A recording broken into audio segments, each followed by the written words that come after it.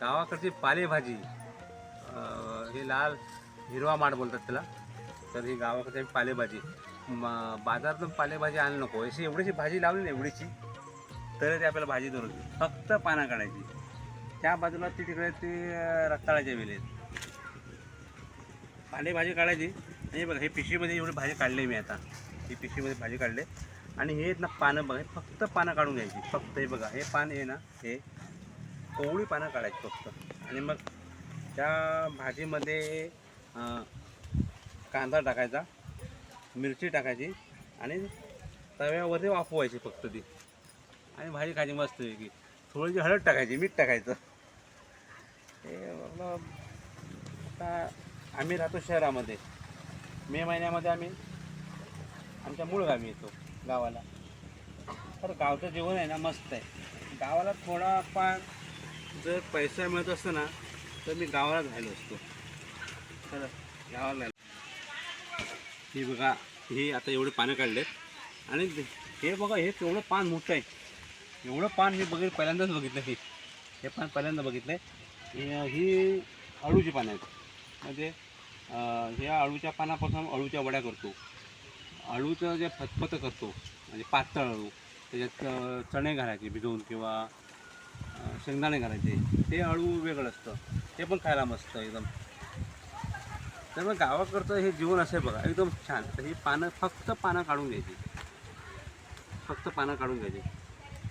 आता खालून कसं खालून केला येईल. नैसर्गिक बिना खताची भाजी.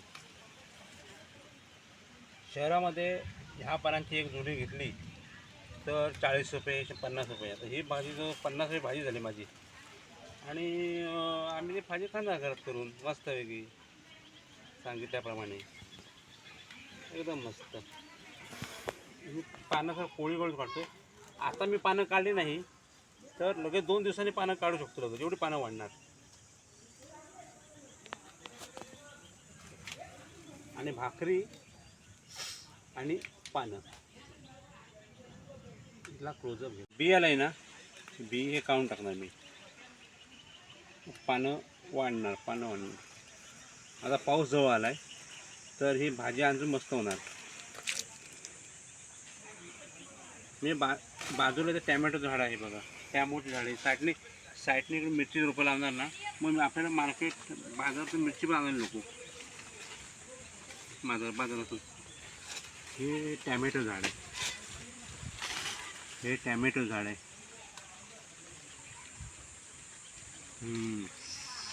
पानाचा काय सुगंध येतोय. अळू आठवड्यातून नाही 15 दिवसांनी अळू खाल्लं. ही 1 दिवस आड करून भाजी मिळते. एवढी झाड आहेत. 1 दिवस आड करून भाजी खाऊ शकतो. आणि त्या बाजूला ती तिकडे रताळेत. आणि हे झाड कसलं मेलं आहे. हे झाड कसं कळत नाही, पण मिरचीचं असावं. मिरची झाड मेलं कसं काय माहिती नाही. मस्त पाणी त्याच्यात. वरती आंब्याचं झाड, सावली. हे आमचं कोकण असं आहे. चला आता भाजी घेऊन, ती भाजी काढली बघ, एवढी भाजी काढली मस्त पैकी. मग अशी त्या तेवढं काम करता करताना हे ते लागलं.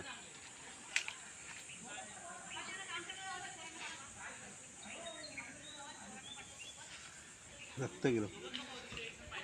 पण एवढंसं लागलं ना, तसं काय आपल्याला काय वाटत नाही. पण एकदम मस्त आयुष्य. हे काम करताना हे लागणारच. आणि आपण केलेलं, आपण उगवलेलं आपल्याला खाण्याची मजा वेगळी असते. चला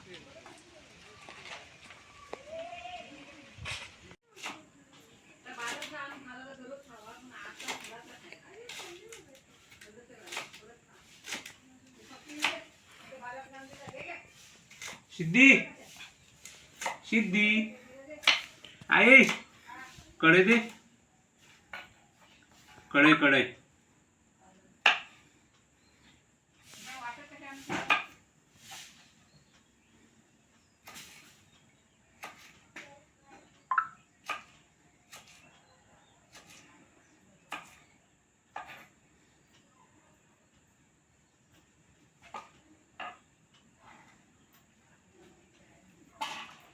फक्त मिरची कांदा टाकू ना.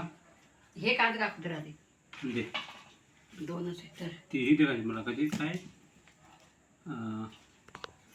हे कांदे आम खरवले कांदे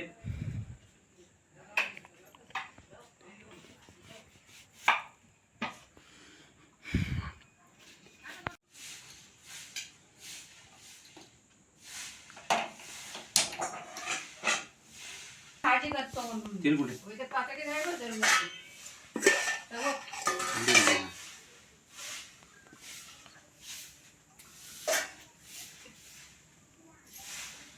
थोडं टाकू सर्व टाक टाक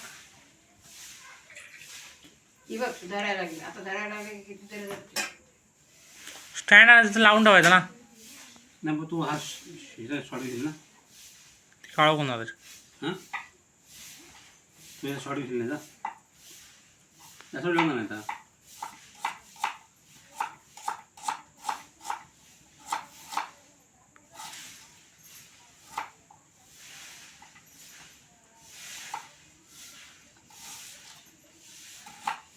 शॉर्ट जास्त नको एवढा मोठा नको घेऊ छोटाच घे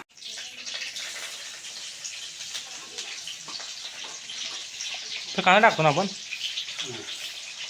ते मोरी येणार लागत नाही लसूण ते टाकतो आता कांदा टाकून घ्यायची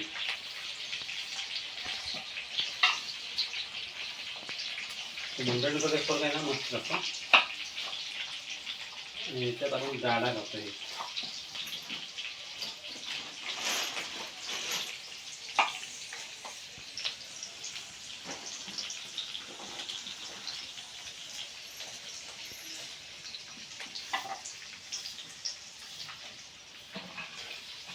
कांदा टाकू कांदा आपण घालतोय बस वेळा जास्त नको ना कोणी जरी लसणीची नाही मिरची दे फक्त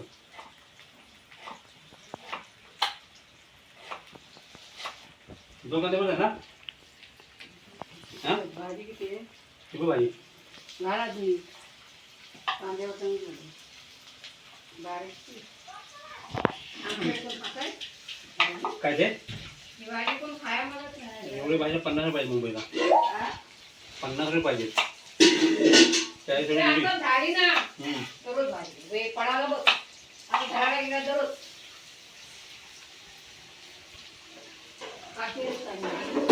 सारखी खायला मग कंटाळा येतो आता मध्ये भाजी घालून घ्यायला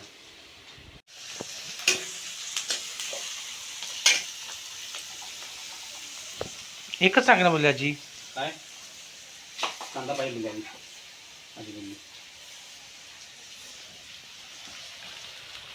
काय घेतात थोडं टाकू नको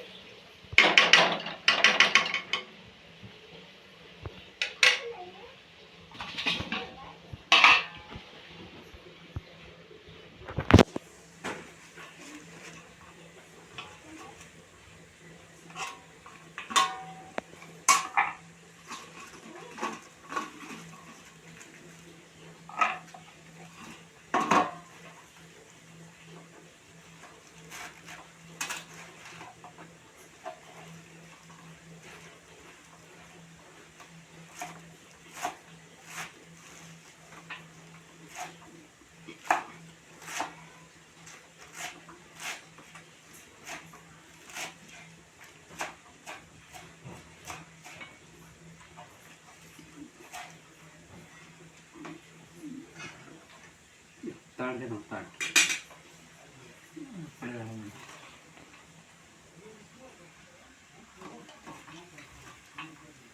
आणि आतमध्ये नरम पडा लगेच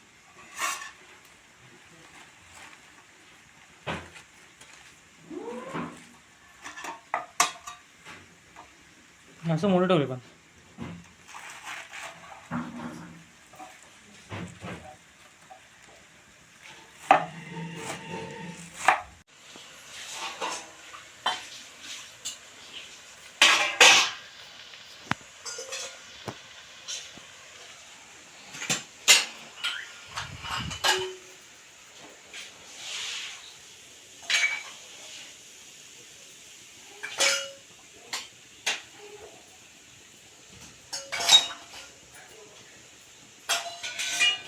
ती तळाशी ठेव काय ग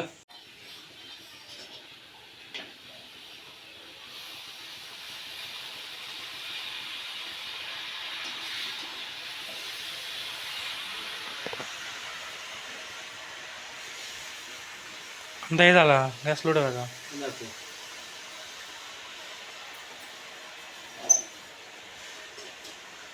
थोडी छोटी आहे ती भांड्यात करायची ना भाजी. नाही होणार ते बरोबर. ते गरम होतं ना आता.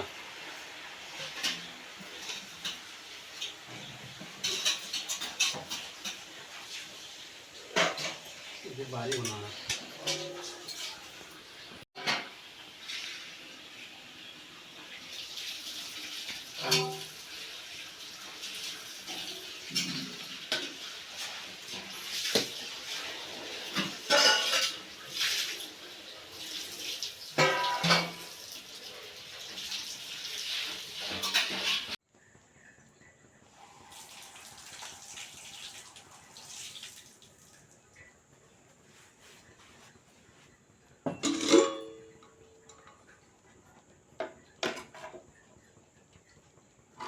डाळ गरम ठेव काय डाळ मस्त आहे.